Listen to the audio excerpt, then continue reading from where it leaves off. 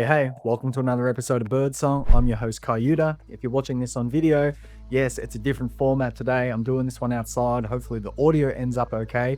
And if you're tuning in, this one is for you if you are an energetically sensitive person. And it's all about how understanding consciousness fields or mind fields changes everything. Look, you know when you walk into a room and you instantly feel the vibe, or when you find yourself inextricably drained after certain social interactions.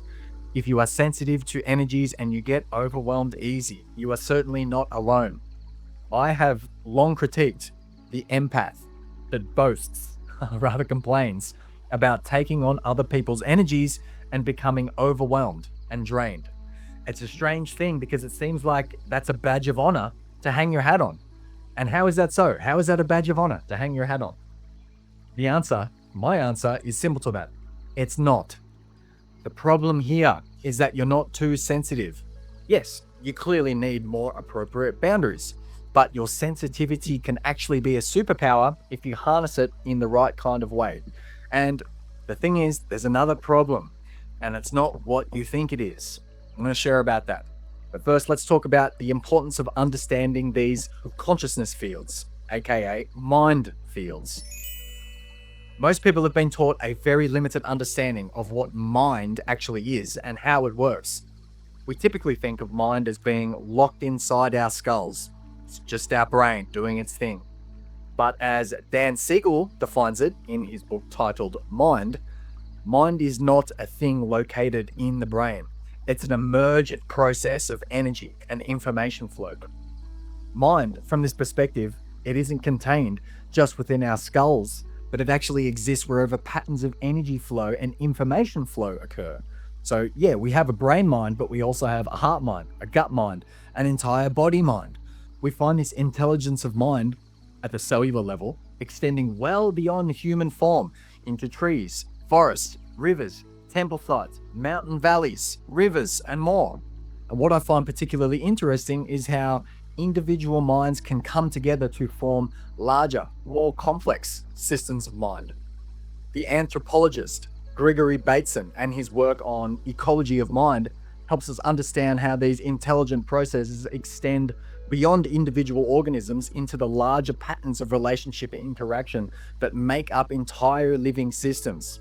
Whether in human communities, animal groups, or plant networks, individual minds interact to create new capabilities and new understandings within that specific collective field of consciousness. Rupert Sheldrake's concept of morphogenetic fields, this offers us another way of understanding this collective mind field phenomena. His example of the milk bottle phenomena in Britain, this is a great reference point.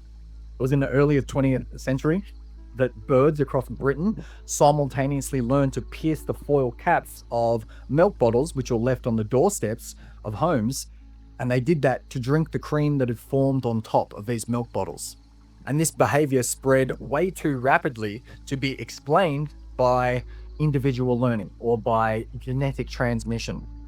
And what Sheldrake suggested is that once some of these birds learned this behavior, it became way easier for others to learn it through what he calls this morphogenetic resonance, this morphic resonance, a kind of collective learning field that transcends physical proximity. Look, the point is, we're constantly in ever permeating fields of complex mind configurations all the time. So you're not just dealing with your own thoughts and feelings, you are participating in larger fields of consciousness that include the collective energy of groups, the accumulated intelligence of places, the emotional atmosphere of places, the shared consciousness of certain communities. So it's no surprise that energetically sensitive people become easily fatigued in group dynamics. It's no surprise that people become so overwhelmed by the chaos of the modern world. And this is part of the problem. People aren't taught about these multifaceted aspects of mind and consciousness. Instead, we go about with our blinders on, hyperfixated on our own inner worlds, forgetting that we're constantly within this ever-dynamic interrelational field.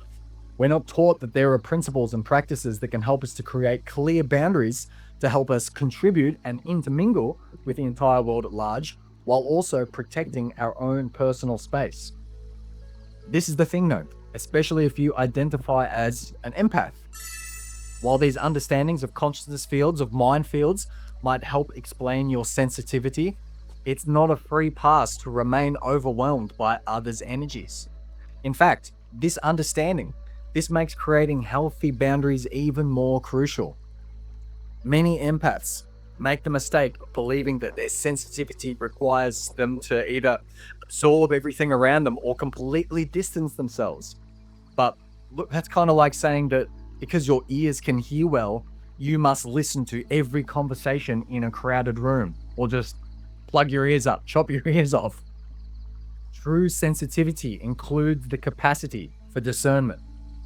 So, some practical steps for sensitive people. If you are or do consider yourself to be a sensitive person and you want some practical steps to help, here are 4 little tips. Recognize that you can feel things without needing to personally take them on. Just as you can notice all kinds of sounds in your environment without hyperfixating on any of them, you can also acknowledge the energies all around you without absorbing them. You can practice conscious containment. Instead of building walls around you, you can begin developing a clearer sense of your own energy field. One way to think of it is like having this semi-permeable membrane, allowing awareness while maintaining integrity of your own personal space. You can also learn to use your sensitivity skillfully.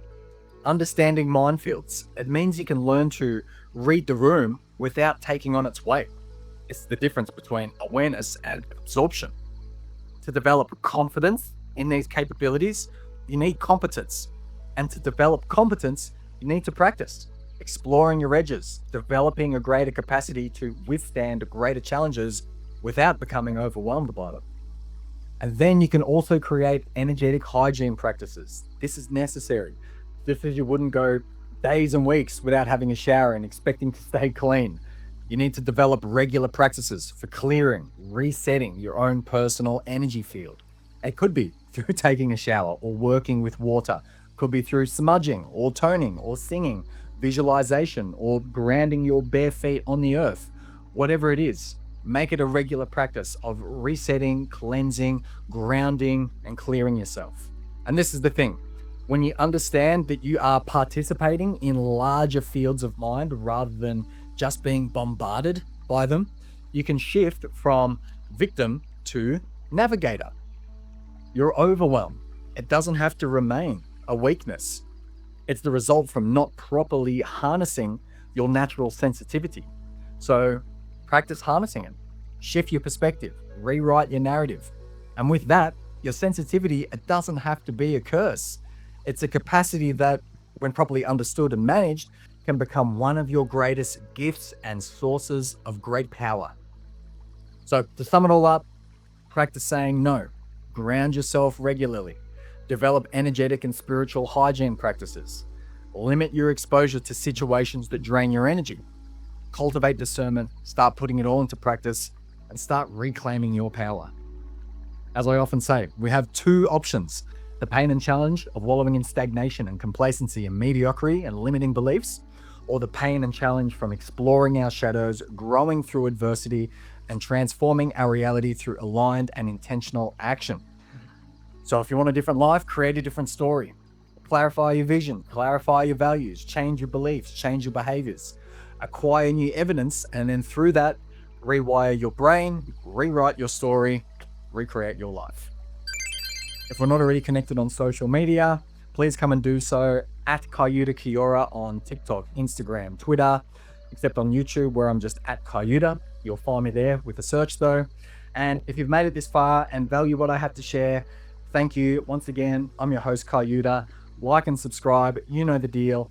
And look, before we finish up, if you are into adaptogenic herbs and tonics that support immunity, build resilience, enhance vitality and longevity, and help you deal with the stresses of life, especially if you're an energetically sensitive person, I've got a discount code for you by the one and only Super Feast, who are now sponsoring this podcast. I've been using their products for years. I love their Mason's mushroom blend mixed with jing, a little bit of honey, ghee, coconut milk. So good.